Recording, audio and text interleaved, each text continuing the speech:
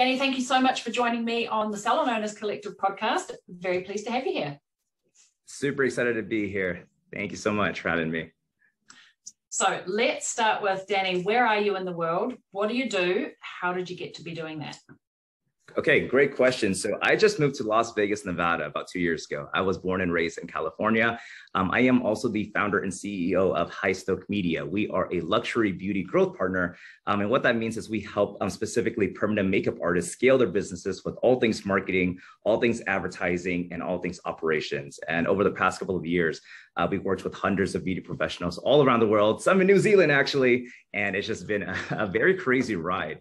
And so, Alyssa, I'm a very big, firm believer in some of the best things happening in your life are the ones that happen unexpectedly or spontaneously. Because if you were to come to me 4 years ago and say, Danny, you would be in the permanent makeup space, I'd be like, what are you talking about? What is that? So my background, my background is actually in financial technology. So out in the Bay Area, I was in the Silicon Valley field for a while, working in banking, finance, building apps, like crazy technology, payment processors and whatnot. And one of the main things that I really took from Silicon Valley was the whole methodology of customer acquisition, meaning I really got good at understanding what makes people buy, how to make them buy it, and exactly the exact cost for me to actually do that. And I fundamentally understood that if I was able to understand that, it would be the same parallel across all of these different industries. Long story short, one of the lead investors pulled out of the company. We all get fired.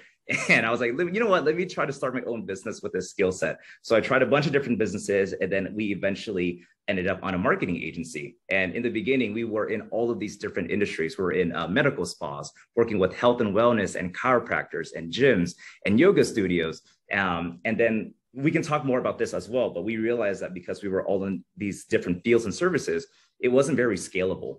And then about 3 years ago, I had an old colleague reach out to me and say, Danny, I have a microblading business. Can you help me market it? And at that time, I was the type of guy that say yes to opportunities and figure out how to do it later. And the more that I got into it, I was like, people are paying $700-800 to get their brows tattooed. Are you kidding me? And the more that we dive deep into the industry, we realized that it was so underserved. Ever since then, like I said, it's just been this snowball effect, crazy journey with COVID and everything happening. And here we are working with hundreds of beauty pros all around the world.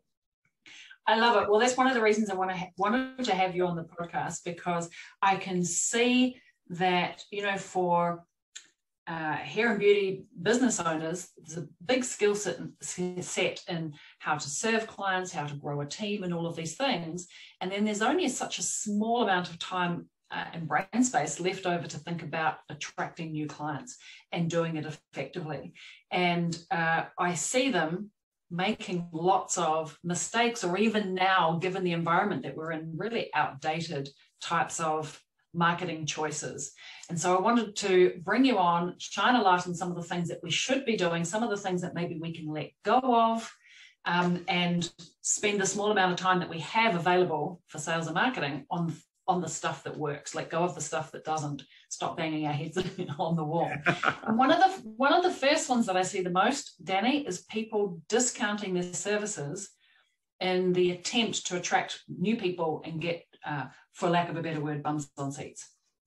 Oh, absolutely. So just for some context, when we were started this industry about 3 years ago, and we were diving deep, we realized that everyone was doing the same thing. And unfortunately, there were all of these outdated things like you were mentioning. And I wouldn't say discounting is like running promotions and community specials are great, but the main mistake is to rely on these discount sites as a whole. So I know, for example, that there's Groupon and there's things like that. And the problem with using a lot of these sites is that you're targeting a pool of people who are these looky-loos, who are always looking for a discount, those that you would never be able to upsell, those who would never come back. The type of people that are looking and searching on these platforms are not the ones that you want to attract anyways. And so when it comes to like running promotions and community specials, you have to be very intentional with it, right? It still has to attract the right people. It can't be to the point where you're attracting the wrong clientele. And you definitely should not be promoting on a lot of these platforms like the ones like I just mentioned. And then on the lines of other mistakes, another thing that we see happen over and over and over again is like relying friends and family for referrals. I know friends and I see you laughing at this because I'm sure you notice this all the time. You know, the way that I look at referrals, it's like this cherry on top, right? Eventually you dry, I mean, there's like that rare 1%, but eventually referrals, it dries up. So you actually need to start thinking about a mechanism or a system that allows you to produce consistent, predictable results every single week, every single month, every single year. So that way, by the end of the week and end of the month, you know exactly where your next client is coming from. And so one of the best things that we do for all of our clients is to transition them from all of these methods over to paid advertising. So, you know, especially in today's day and age, right? You have to run ads on Facebook, on Instagram, on Snapchat, on TikTok. That's where all of your eyeballs are. And so the quicker that you make that transition to build a system that is, again, predictable, so you know where your next client is coming from, you're going to not only save yourself a lot of money, but be able to make money so much quicker as well. Okay, I love this, and the sort of turning the attention from or toward paid advertising and putting your content in front of not just anybody, and not just hope marketing, not just your friends and family or just the people that are following you on Facebook, but actually intentionally searching out and finding the people that actually want what you have and the way that you serve it. I like that. Hope marketing. Is that what you said? It's the first time I've heard of that. I'm going to start using that. Stay away from hope marketing. Well, it's true, right? We make up some promotion and we put it out there and we hope somebody sees it, let alone hope somebody takes it. And then when nobody takes it, we turn around and say, Facebook doesn't work. Exactly. Like, no, hang on. Facebook works. Facebook has got millions and billions and trillions happening right now. Maybe it's your post that doesn't work. Maybe. I can't tell you how many times we had clients come to us and we ask them, what have you tried for marketing before? And like, well, I spent all this money on Facebook and it doesn't work. And the thing is, Facebook and Instagram, WhatsApp, it's a monstrous platform. And there are so many different things that you can do. Like one of the mistakes, and they're actually getting a little bit better at this, 100% transparency, but boosting posts on Facebook and Instagram, you know, in our eyes, it's essentially casting this wide net around the people in your area and not getting very granular with the people that you specifically want to target. And so with Facebook and Instagram or any other platform, if you're not very specific with the people that you want to target, it is essentially not going to work. Or you might get lucky and you might get a few people that do come in, but for the most part, by casting such a wide net, it doesn't work. So for anyone listening, if you guys have run Facebook and Instagram ads before, you can get very granular with the targeting, right? Everything from the basics, for example, the age, the gender, you can then start targeting more interest-based stuff. Do they have an interest in a specific magazine? Do they have a specific in clothing brands, in beauty brands, right? And then you can even start targeting, you have to get very creative with this, but you can start targeting higher affluent neighborhoods or zip codes or postal codes. So avoiding areas where maybe the median household income is a little bit lower. So you're targeting luxury neighborhoods, like luxury neighborhoods. I never said that before. Luxury clientele who have a higher probability of affording your services if you're charging high ticket. And then there's so many different things too. Like you can even target engaged shoppers, meaning people who have a tendency to buy a lot of things online. And so you can make that correlation. If they buy a lot of things online, they'll probably sign up on your ad that you're going to put in front of them. And so when it comes to these advertising platforms, not only can you get very specific with the targeting, you're putting the exact content in front of the exact person that you want to bring through your doors. So very, very powerful in that sense.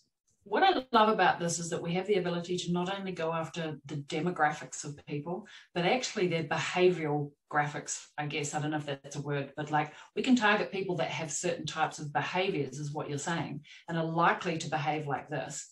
Oh, absolutely. And here's maybe like a golden nugget for the audience. If you're running Facebook ads, you can target things such as in a new relationship, newly married, newly engaged, birthdays in the month of January all the way to December. So now you can be like, oh, we're running a December special for the December babies.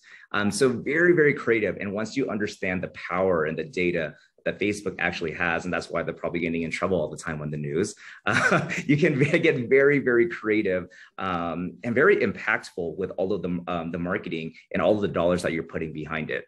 So a lot of exciting things. And I truly believe that as we're transitioning into 2022 or so, people just, we have to innovate and we have to adapt with the digital landscape, because what worked in 2019 didn't work in 2020. What worked last year didn't work this year. And what's working this year is not necessarily going to work next year. So constantly thinking about new ways to innovate and putting your best content and your message and your business in front of the people who are going to convert for you.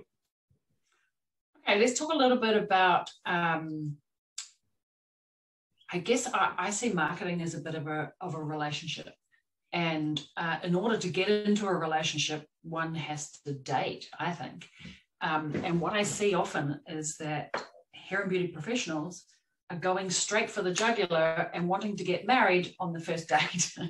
And they're offering their best goods right out the gate and going straight for the jugular. I want to talk a little bit about nurturing relationships.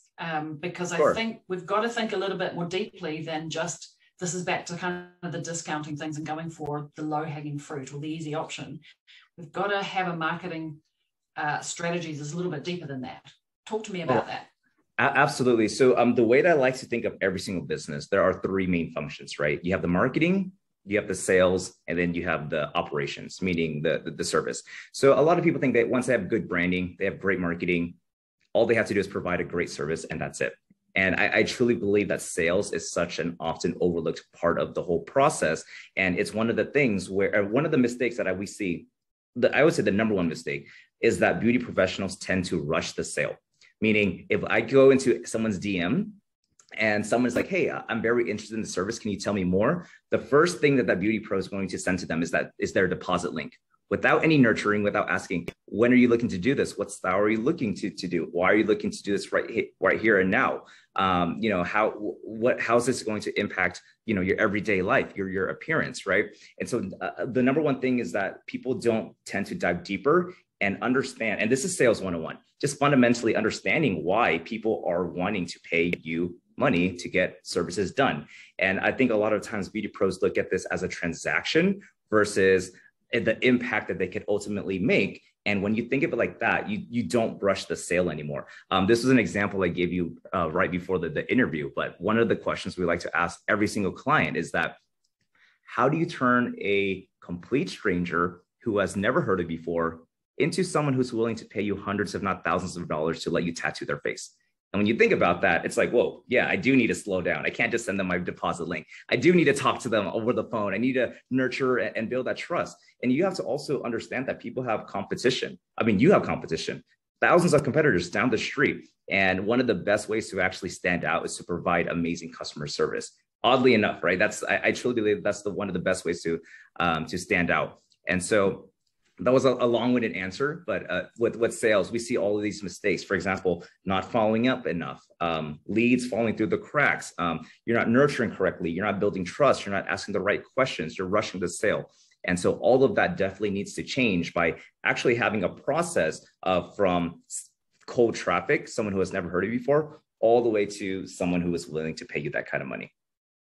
I think it's a bit of a hang up from the old days when, as a salon owner, you would stand behind the reception and you would wait for the phone to ring. And the phone would ring and you'd say, hello. By the time the person has already rung you, they've already decided that they're going to do business with you and they're going to make an appointment.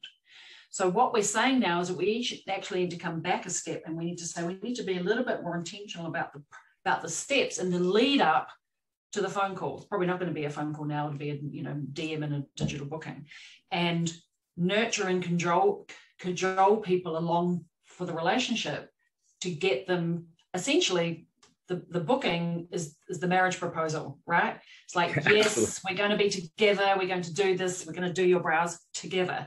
But actually, we need to do a little bit of dating, not just like, here's my link, here's the price list.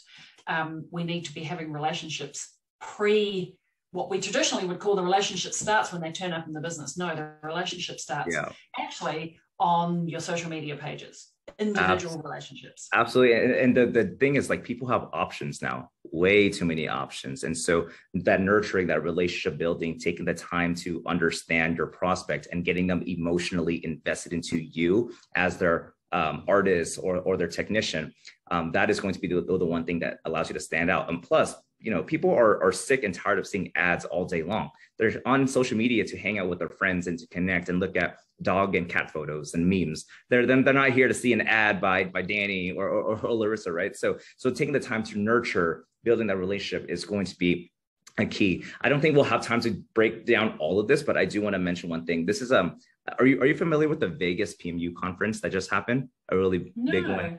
It was a really big conference out here in the States. And so we were a speaker, and the lesson that we actually spoke was this 5-step process to turn a stranger into a client. And it's just a 5-step acronym.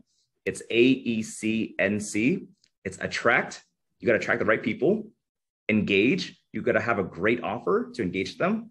Capture. You have to capture that information somehow, whether it's a landing page or a direct message or a phone call. You get their number, and then you nurture, which is N, and then the last C, which is convert. So AECNC, and the problem that we see with a lot of these beauty pros is that they forget the first 4 steps. They're like, how do I convert?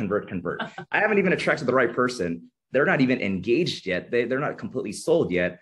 I haven't captured their information in any way so that I can follow up later. And I haven't even done 1 step of nurturing. How in the world am I going to convert them? So quick mini lesson. Yeah.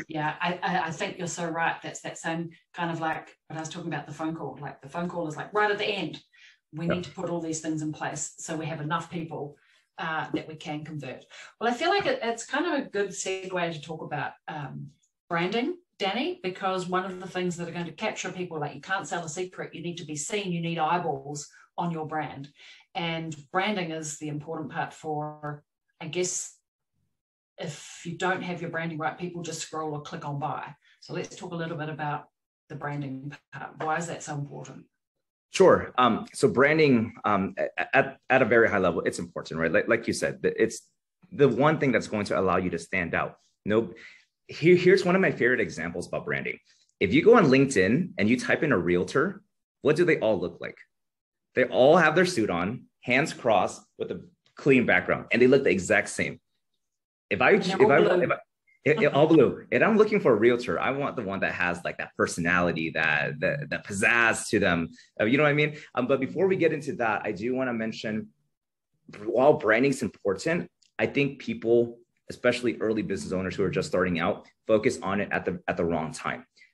Unpopular opinion, I'm sure to most, but I truly believe that as you are starting your business, you should not be investing money into personal branding. We see people who have not seen one client yet take $15,000, $20,000, get a pretty website.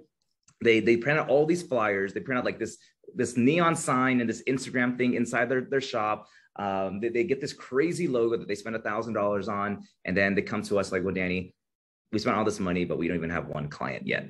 And so while branding is important, if you're starting out, my one piece of advice is to actually spend that money into something that it is going to be a little bit more predictable for you to get more clients, aka paid advertising, getting some models in, getting some portfolio pieces, focusing on building your social proof, your reviews and things like that. And once you're at that point where you have consistent clientele and people are like, oh, should I go with her compared to her? And you get that kickstart, you get that traction, then at that time it's very important to invest into your branding. So just one thing that I did want to mention there with focusing on branding at the right time.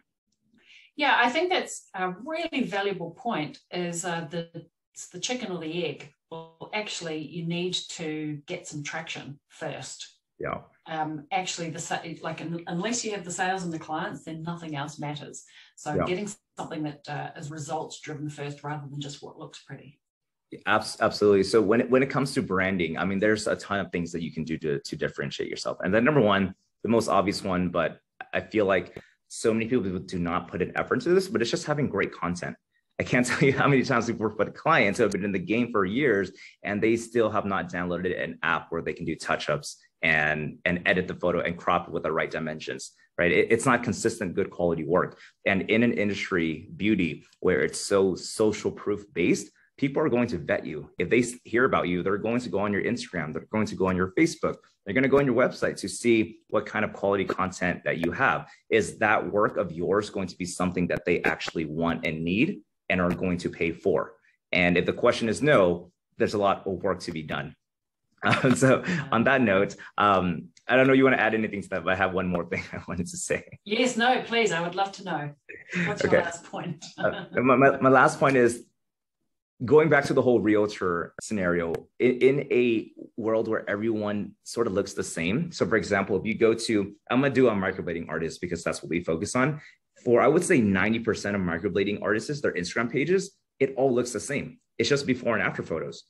And one of the best things that you can do to grow your brand and to get people emotionally invested into you is to actually show your face. So do selfie photos of yourself, do some selfie stuff with your clients, go live every once in a while, post some reels, make things a little bit more fun because people buy from those that they know, like, and trust. And if they never see your face, and we see this happen all the time, artists are growing, but they're like, I don't want to be in front of the camera, but it's like, well, why not? You're your brand and you should be the one that sells your brand the best. People are buying into you, not your work. Yes, your work, but you first. So one of the things that we coach all of our clients on is that you have to be in front of the camera. If you hate that red dot when the record button comes on, you got to get over that fear, right? You have to get over that fear. You have to put yourself out there, even though it's the most cringy thing in the world and you hate your voice, you have to do it because clients love that. So adding more personality to the brand by putting yourself in there. Oh, I'm all over the place, but here's another tip that I have.